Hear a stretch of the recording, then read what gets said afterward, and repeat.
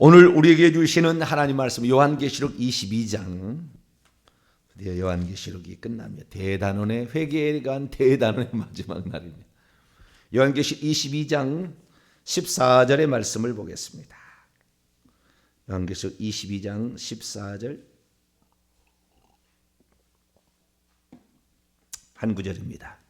요한계시록 22장 14절 말씀을 한 구절입니다. 합독하시도록 하시죠. 시작. 자기의 두루마리를 빠는 자들은 복이 있으니 이는 그들이 생명나무에 나아가며 문들을 통하여 성에 들어갈 권세를 받으려 함이로라. 아멘. 기도합니다. 하나님 고맙습니다. 성경 66권이 말하는 바를 들을 수 있게 하시니 감사합니다. 어떤 것은 듣고 어떤 것은 듣지 않아서 주님께서 우리에게 가르쳐 주시고자 하는 말씀에 제한적으로 접근했다고 한다면 주님께서 부족한 저희들을 사랑하시고 회개하며 겸손히 구하는 저희들에게 또한 많은 것을 열어주시고 이끌어주신 감사합니다. 이제 아버지 하나님 회개에 관한 이 말씀을 정리하게 될 때 하나님 바른 길로 인도해 주옵소서. 우리 주 예수 그리스도의 이름으로 기도하옵나이다. 아멘. 할렐루야. 오늘은 회개 전국복음 79번째 시간입니다. 구원 얻는 회개는 무엇인가 40번째 시간으로서 회개는 구원의 최종 관문이다 라는 제목으로 함께 말씀의 은혜를 나누기 원합니다. 성도 중에 가장 불쌍한 자가 누굴까? 못 살아서 건강을 잃어버려서 자식이 없어서 그런 사람일까? 가장 불쌍한 사람은 다른 게 아니라 회개를 못하는 사람이다. 저는 그렇게 생각이 듭니다. 사람이 죄를 지어서 지옥에 가는 것이 아니라 회개를 못해서 지옥에 가니까. 그래서 조금 더 확대하자면은 예수님이 구원자인 것을 한 번도 생각을 못 해보았던 사람, 예수 그리스도를 믿고도 죄를 지었으면 회개를 해야 구원을 받을 수 있는데 예수 그리스도를 믿고도 회개의 중요성을 몰라서 죄 짓다가 결국에 죽어서 지옥에 떨어져서 지옥에 가서 내가 왜 여기 있어? 나 천국 가려고 예수 믿었는데 내가 왜 여기 있지? 막 이런 사람 있잖아요. 가장 불쌍한 사람이죠. 믿음 자체가 없었다고 한다면 지옥에 가서 후회 안 하겠죠. 믿음이 없었으니까. 하나님이 우리를 구원하러 오셨다는 사실을 거부한 것에 대한, 하나님 우리를 구원하러 사람이 되셨다는 것을 듣고도 외면해 버린 자신의 죄에 대한 그거에 대해서 할 말 없으니까 할 말 없겠지만 예수 그리스도를 믿고도 회개치 못해서 결국에 지옥에 떨어진 사람, 이 사람이 가장 불쌍한 사람이 아닌가라는 생각이 듭니다. 요한계시록에도 그 사실을 말씀하고 있어요. 요한계시록에도. 그래서 예수 믿지 않고 회개치 않은 사람은 당연한 것이죠. 예수 믿지 않은 사람은 어찌하든 법만만 피해서 내노람불, 요즘에 그렇잖아요. 내노람불. 남이 하는 것은 전부 잘못이고 자기 하는 건 괜찮다는 거예요. 자기 하는 것은. 얼마나 그런 일이 많은지 몰라요. 그래서 적당히 살면 되는 거예요. 권력을 이용하고 언론을 이용하고 이용해서 살면 되는데, 그러나 우리 하나님 앞에 섰을 때는요, 우리가 잘못 살았던 걸 다 심판받습니다. 특히 권력을 주었는데도 불구하고 그 권력을 남용하거나 오용했을 때 그 죄값을 반드시 받아야 되는 거예요. 그러니까 자기는 괜찮은지 모르지만 자식 때 가서는요 다 그 벌을 받게 돼요. 그러니까 절대 자식들한테 나쁜 걸 물려주지 않으면 공평해야 되고 공의로워야 돼요. 성경은 그래서 심판은 공평과 공의예요. 심판은 사랑이 아닙니다. 심판은 은혜가 아니에요. 심판할 때 절대 은혜 베푸시지 않으시고 심판할 때 사랑을 베푸시지 않으시고 심판할 때 용서하지 않으세요. 그러니까 우리가 평소 때 은혜 베풀 때에 그 은혜에 더 감사해서 더 조심하고, 남이 나에게 잘해줄 때 더 조심해야 되잖아요. 남이 나를 잘해준다고 기고만장해서 기어 올라타면은 어느 날 추락하는 날개가 없어요. 그래서 우리가 늘 우리 자신을 점검해야 되는데, 우리 자신의 죄에 대해서는요 더 깊이 보고 더 잘 봐야 되고, 남의 죄에서는 덜 봐야 되는 거예요. 사실은 더 나를 돌아보고 내가 어떤 죄가 있나 이렇게 살펴봐야 되는데, 요한계시록을 보게 되면 우리가 회개에 관한 말씀이 많이 나오는데요. 요한계시록 2장 3장에 7개 교회 가운데 2개 서머나하고 빌라델비아를 제외한 나머지 교회, 에베소, 버가모, 두아디라, 사데, 라오디게아, 이 5개 교회에게 하나님께서는 회개하라라는 명령을 하고 있습니다. 그렇지 회개치 아니하면 촛대로 옮겨버릴 것이고 생명책 이름을 지워버릴 것이고 토하여버릴 것이다 라고 얘기를 하고 있죠. 그래서 구원하고 멀어질 수밖에 없는 이런 용어들이 등장하고 있습니다. 뿐만 아니라 요한계시록 9장과 16장에 가게 되면 나팔재앙과 대접재앙이 나오는데, 그 나팔재앙과 대접재앙을 받고서도 회개치 아니하는 사람들, 절대 회개치 않더라 이 나와요. 6째 나팔로 말미암아 인류의 3분의 1이 죽어나가는 2억의 군대에 의해서, 그 말과 말탄자가 2억의 군대였는데 그 말의 입에서 연기와 불과 유황이 막 나가서 사람을 죽여요. 지옥의 권세입니다. 귀신들이 다 역사하는 거예요. 그걸로 죽어나가도요 절대 회개치 아니하고, 오히려 남은 사람들은 귀신과 보거나 듣거나 다니거나 하지 못하는 금은 동과 나무와 돌로 만든 우상에 절하고 살인과 복술과 음행과 도둑질을 회개하지 않더라 이렇게 말하고 있어요. 뿐만 아니라 이제 7 나팔이 울려 퍼지게 되면은 하나님의 백성과 완전히 분리됩니다. 사단을 따르는 백성들은 완전히 분리가 되는데, 그 분리가 되어서 넷째 대접이 쏟아져서 해에 쏟아져서 막 해가 막 이상이 생겨, 해달별 이상이 생긴다잖아요. 해가 이상해가지고 막 사람을 막 태웁니다. 엄청난 열이, 고열이 막 나오는 거죠. 그래도 회개치 아니하고요. 아픈 것 종기들이 발생해서 막 부스럼이 생기고 그래도요. 나중에는 이제 공기가 오염되고 다 상하겠죠. 왜? 해달별이 이상해지면은 완전히 체계가 바뀌는 거잖아요. 그래도 하늘의 하나님을 비방하고 회개치 않더라. 이것이 요한계시록 16장의 말씀입니다. 그래서 참으로 인간이 해야 될 가장 중요한 일은 회개하는 일인데, 회개를 평소 때 잘할 수 있게 되기를 축원합니다. 작은 것마저도 회개하고 있어야 죽기 전에 회개가 되는 것이고, 어려움과 재앙을 당할 때 회개가 되는 것이지, 만약에 평소 때 회개치 않은 사람이 죽기 전에 회개하고 죽겠다? 그거 안 돼요. 안 돼요. 한편 강도는 항상 언제 회개할 것인가 기회를 받기 때문에 하나님께서 그 마지막 현장에 이 사람이 행한 것은 옳지 않은 것이 없다, 다 지켜봤으니까 하는 얘기죠. 그 얘기.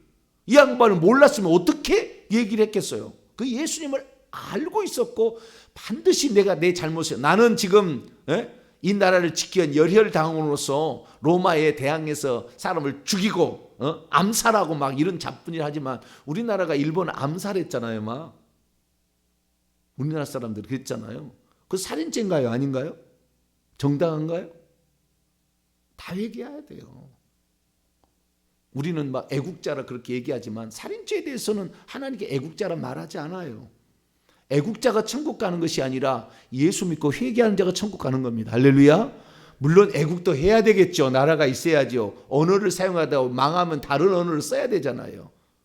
그러니까 나라를 사랑하는 건 당연한 거예요. 그러나 애국자가 천국 보내주는 게 아니에요. 우리는 예수님께 충성해야 돼요. 할렐루야. 예수님의 말씀에 순종하고 예수님께 충성해야지 나라에 충성한다. 물론 나라에 충성해야 됩니다. 그러나 그것을 신앙보다 더 앞세우면 안 되는 거예요. 그러면 그것이 우상인 거예요. 그게 우상. 우리나라가 이렇게 지내온 모든 날을 돌아보면서 우리나라가 잘 되기를 바라야 되겠지만, 그러나 개인이 잘못한 것은 분명히 회개해야 됩니다. 그래서 이 회개를 잘해야 되는데요. 주님께서 요한계시록에 이 요한계시록의 말씀을 쓰게 하면서 7이라는 숫자를 많이 이용해요. 일곱 나팔, 뭐 일곱 인, 일곱 대접, 일곱 교회, 일곱 촛대, 일곱 천사, 일곱 뭐 그 등불, 일곱 영. 근데 마지막에 가면 일곱 복이 나와요. 이것은 전체가 이게 1장부터 시작해서 22장까지 걸쳐져 있는 복이에요. 일곱 복이라는 말이 딱 7번 나와. 희한하죠? 이건 희한합니다. 그러니까 이 일곱이라는 것은 12이 아니라는 것은 이 땅에서부터 우리가 반드시 받아야 될 복이라는 거예요. 이건 7이라는 것은 이 땅의 복을, 이 땅의 숫자고 완전수고 12는 하늘의 완전수니까 우리가 이 땅에서 반드시 받아야 될 복이 있는데 그 복이 우리는 복이라니까 야 물질로 복을 받는 거냐? 건강히 사는 거냐? 자녀가 잘 되는 거냐? 하는 일마다 손대는 일마다 다 형통하는 거냐? 권세가 높아지는 거냐? 인기가 높아지는 거냐? 이런 걸 생각하고 있는데 마지막 복은요. 회개하는 자가 복이래요. 할렐루야. 세상에 우리의 생각을 완전히 뒤집는 거예요. 이 요한계시록에 말하는 마지막 7가지 복 중에 마지막 복을 뭐라고 얘기하느냐? 자기의 두루마리를 빨고 있는 자가 복이 있다 이렇게 얘기한다는 거예요. 회개하는 자가 복이 있다. 이것이 요한계시록에 최종적으로 들려주고 싶은 가장 복 있는 자의 그런 말을 그렇게 얘기하고 있다 이거예요.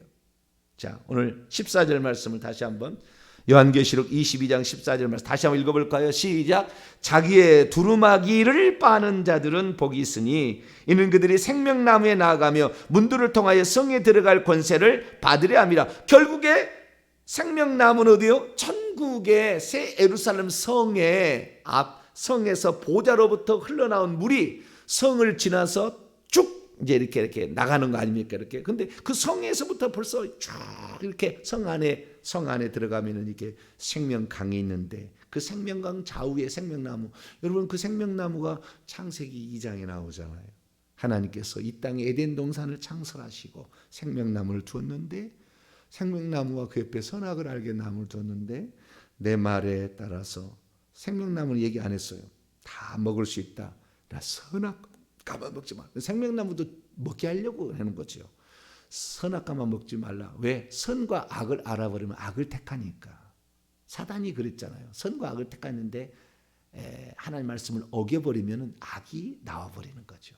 그래서 하늘에서 쫓겨났으니 너는 그러지 마라 그랬는데 사단의 말을 듣고 결국에 선악과를 먹으면 악이 보이고 죄가 보이고 수치가 보이고 벌거벗은 것이 보이고 잘못한 게 보이고 하나님이 두려워지고 그전에는 그러지 않았는데 결국에 이 생명나무의 열매를 그 죄악 가운데 따먹으면 영원히 죄의 형벌을 받을 수 있잖아요. 그래서 하나님께서 에덴 동산에서 쫓아내시고 두루도는 하얀검으로 지켰다 했는데 에덴 동산이 없어요.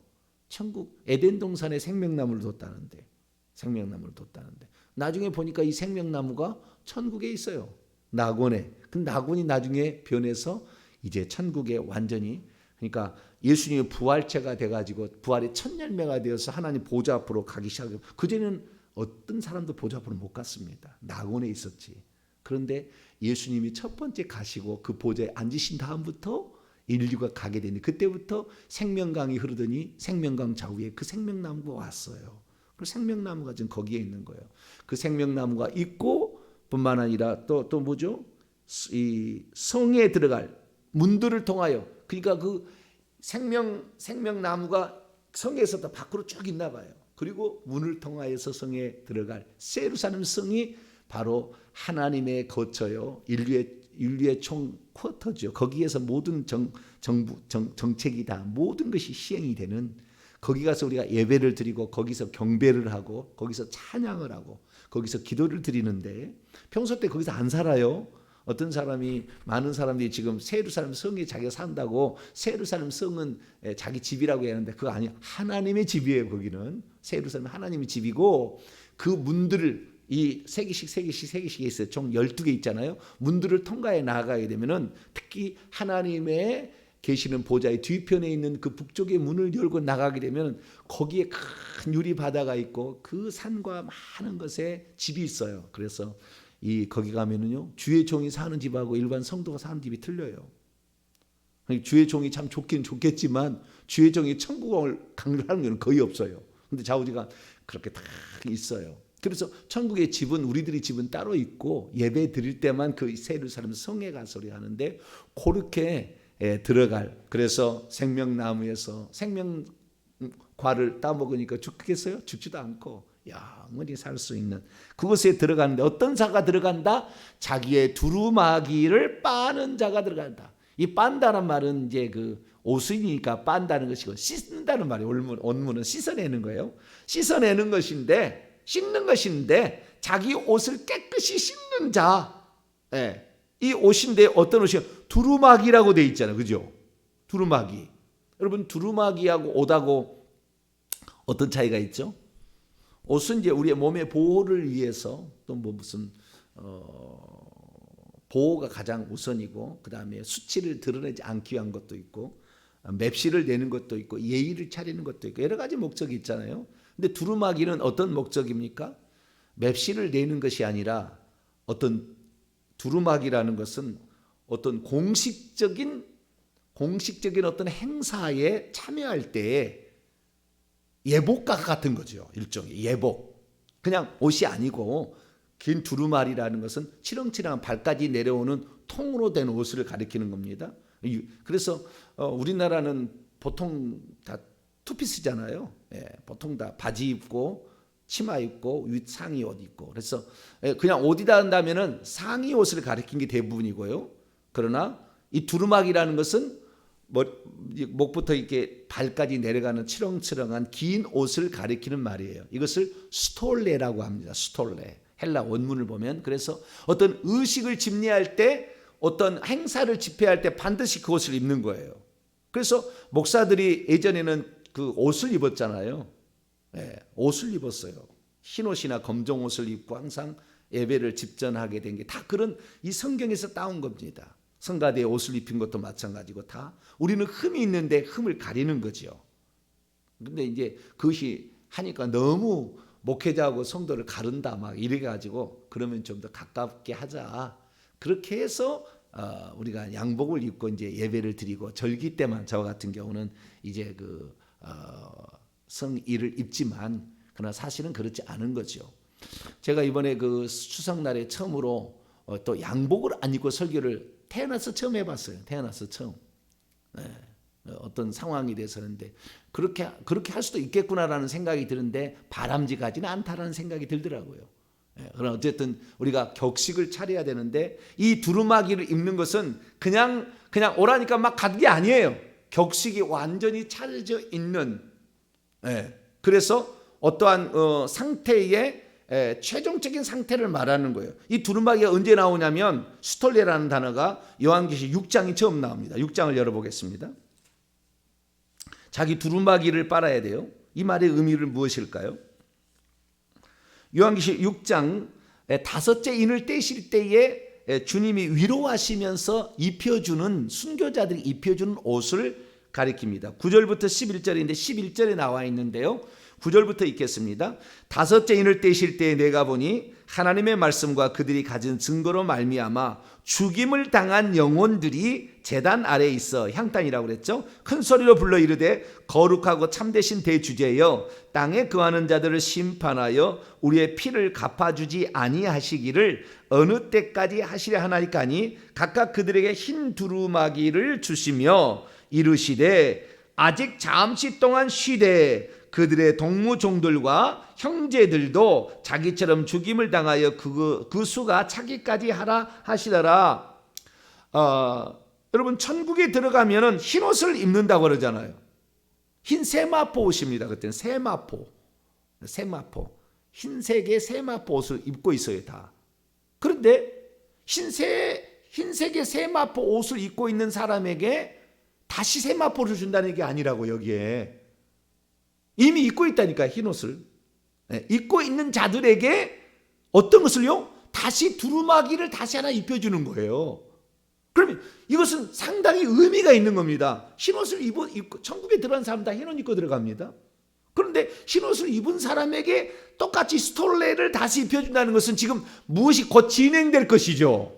격식을 차려서 그 새 예루살렘 성 안에 들어올 때가 된 거예요. 어떤 행사가 지금 이제 치러지는 거예요. 추정컨대 어린 양의 혼인잔치가 치러지든지 좌우지간 세계가 다 끝나서 이제 새 하늘과 새 땅이 되었음을 선포해서 하나님께 예배 드리든지 어떤 격식을 차려서 어떤 일을 하기 위한 그 옷을 딱 입혀줬다는 것은 너희들이 그날이 가까웠으니까 잠시 이제 그걸 준비하고 있거라. 내가 너희들의 피를 다 갚아줘서 다 지혜 강천 다 없애버리고 사람들 못 살다는 것을 내가 지진을 일으키고 전염병을 일으키고 해와 달까지 다 쳐서 더 이상 살지 못하게 할 것이고 그래도 회개해서 올 사람은 오게 하겠다라는 거잖아요.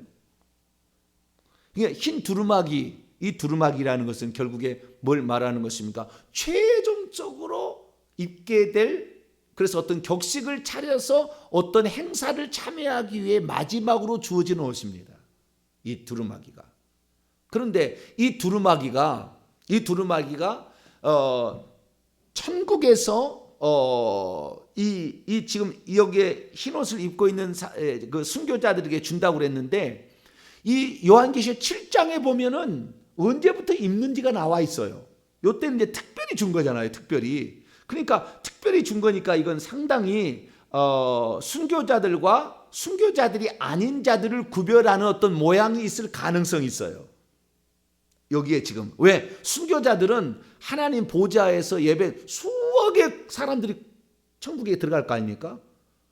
그러나 좌우지간 서 있어야 되잖아요. 그 예배를 드리려면. 그러면 앞뒤 순서가 있어야 되는 거예요. 그런데 순교자들은 맨 앞에 세워져요. 맨 앞에. 그렇기 때문에 좀 다른 옷일 가능성이 매우 높아 보입니다. 특별한 옷. 그러면 언제 그러면 스톨레 이런 격식을 차리는 어떤 행사에 들어가기 위해서 입는 그 옷의 마지막 옷은 언제부터 입는 거냐?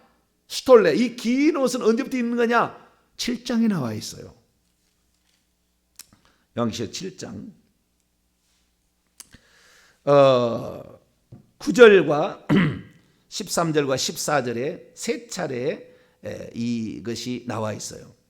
세 차례 나와 있는데 여기에는 흰 옷이라고 되어 있어요. 나는 요한계시록 읽을 때마다 참 안타까워요. 왜냐하면은 임금이라겠다, 왕이라겠다 똑같은 말을 흰 옷이라겠다가 흰 두루마기라겠다가 다르게 보이잖아요. 우리가 한글로 읽으면은 흰 옷인데 똑같은 류코스 스톨레예요. 흰 화이트 옷이에요. 긴 옷이에요. 그러니까 이 똑같은 단어를 번역하는데 6장 다르고 7장 다르면 되겠어요? 그러니까 이건 이 엉망인 것입니다. 원문을 정확히 직역을 해줬어야 우리가 이 성경을 읽을 때 제대로 이해를 했을 텐데 흰옷이라니까 흰옷과 흰 두루마기는 다른가? 여기 성경에 옷은 4종류가 나와요. 지금 제가 하는 것은 이 스톨레라는 두루마기를 지금 얘기하는 거예요. 4종류 옷이 나오는데 그 중에서 지금 두루마기 옷을 얘기하는 건데 여기에 지금 두루마기 옷을 입은 사람이 누군지가 나오는 거예요. 자, 9절 말씀 봅니다. 이루에 내가 보았습니다. 보라, 이게 있어요. 보라. 각 나라들과 족속들과 백성들과 방언. 이것은 이제 예수 그리스도의 부활 승천 위에 모든 교회 이방인들을 지칭하는 거예요. 이방인들 중에서 예수 그리스도를 믿는 사람을 지칭하는 거예요. 동서남북 가듯이 4개죠. 나라 족속 백성 방언에서 아무도 능히 셀 수 없는 큰 무리가 나와서 흰 두루마기를 입고 류코스 스톨레를 입고 손에 종려나무 가지를 들고 보좌 앞과 어린 양 앞에, 여보세요. 여기 딱 보니까 하나님 보좌 앞에 나갈 때는 그냥 옷 입고 평소 때 입는 세마포 옷을 입고 가는 것이 아니라 이때 갈 때는 뭐예요? 예복을 입고 가는 거예요. 어떤 예배 드리러 가는 거. 그 장이 그냥 가는 자리가 아니라니까요. 어떤 무슨 축하하는 자리고요. 환영하는 자리고 그 자리는 무슨 예배 드리는 자리고 기도하는 자리지 그냥 평상복이 아니라고요. 이 옷을 입고 가는데 이 엄청난 많은 무리가 거기에 서서 종려나무 가지를 지금 예배한다 이 말이에요. 찬양을 한다는 거. 찬양. 이 예배한다는 거. 10절에 보니까 큰 소리로 말하기를 구원하심이 보좌에 앉으신 우리 하나님과 어린 양께 있도다. 하면서 종려나무까지, 종려나무 승리를 상징하는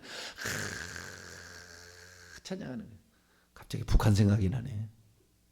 북한은 빨간색이 무슨 막 흔들더라고. 막 지난번에 김대중 가니까 막 전부 가짜잖아요. 그 안 하면 이상한 취급당하니까. 정신 반 멍청이가 돼야 돼. 그냥 거기서 정신이 나가줘야 되는 거예요. 눈물을 흘려줘야 되는 것이고. 그게 아니라 여기는 진짜 너무 감격해서 내가 어떻게 천사들도 있기를 원하지만 절대 있을 수 없는 이 엄청난 자리에 내가 있구나. 그러면서 11절에 모든 천사와 장로들과 내 생물 피조물들이 다 보좌 앞에 엎드려 경배하며 찬송을 올리는데 13절 24장로 중 하나가 이 사도 요한에게 묻습니다. 이 흰옷 입은 자들이 아까 저 흰옷 입은 자들 지금 순교자들 앞에 있을 거예요. 그리고 계속 배치가 되겠죠. 이게 천국에서는 떠 있습니다. 다 하나님 보좌에 있는데 다 떠 있어요. 공중에 다 떠 있습니다. 다 이렇게 떠서 이렇게 보는 거예요. 그 중에 이 흰옷 입은 자들이 누구며 또 어디서 왔느냐? 내가 말하기를 내 주여 당신이 아시나이다니 그가 나에게 이르되 이는 큰 환난에서 나오는 자들인데 어린 양의 피에 그 두루마기를 씻어 희게 하였느니라. 여러분, 이 땅에서부터 예수 그리스도의 부활 성천에 이 땅에서부터 이 두루마기를 입고 갈 수 있어요. 입고 갈 수 있어요. 그러니까 우리가 어쩌면 구원 얻기 직전에 최종적으로 입을 수 있는 옷이에요. 안 입을 수도 있어요. 그래도 천국 가는 가능합니다. 그런데 그 두루마기도 결국에 예수 그리스도의 어린 양의 피로 씻어서 희게 하는 거 보니까 최종적으로 우리에게 주어진다 할지라도 우리는 얼마든지 탈락할 수 있음을 계속 말해준다고요. 그렇게 최종 환난을 통과했으니까 전부 이 죽임을 당하고 막 그랬을 거 아닙니까? 그런 환난을 통해서 순교자들도 막 있는데 이들도 결국에 실수할 수 있고 잘못할 수 있으니까 이들도 예수 그리스도의 피로 그 옷을 씻어서 희게 했다는 거예요. 이 두루마기가 최종적인 옷이나 그러나 죽기 전까지는 아무도 할 수 없는 거예요. 구원이 사실은. 왜? 그렇게 신실하게 믿던 사람이 주님을 부인해버릴 수 있거든요.